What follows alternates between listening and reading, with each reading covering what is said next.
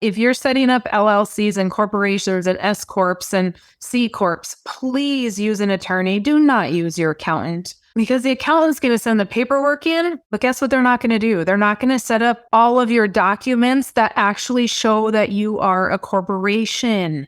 And so when you get sued, you are not going to be treated like a corporation. So have your meeting minutes, have all those things. Use an attorney for that. I just got off the phone with a client that uses a estate attorney, and that's all she does. She does nothing else because she said, this is what I'm good at. And it's an ironclad trust. It's an ironclad estate plan. There's no coming back out of it.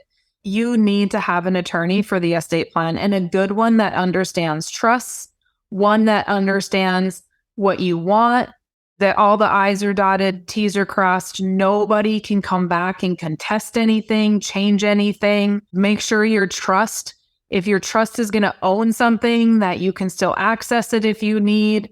And there's a difference too, I guess, between estate planners and your succession planners. So your estate planner is going to be your attorney. Your succession planner might be somebody that's not an attorney, but they're the mediator between both of you. And at some point, you might want the succession planner as well, because they might just be able to put it in English or be able to give you more ideas and save you money, because you're not having to pay the high rate to meet with the attorney, and they're not charging as much per hour. Like your Jolene Browns and those kind of people that can come in as that mediator and then get all those other people to meet at the same time. So I do think that there's different areas of that.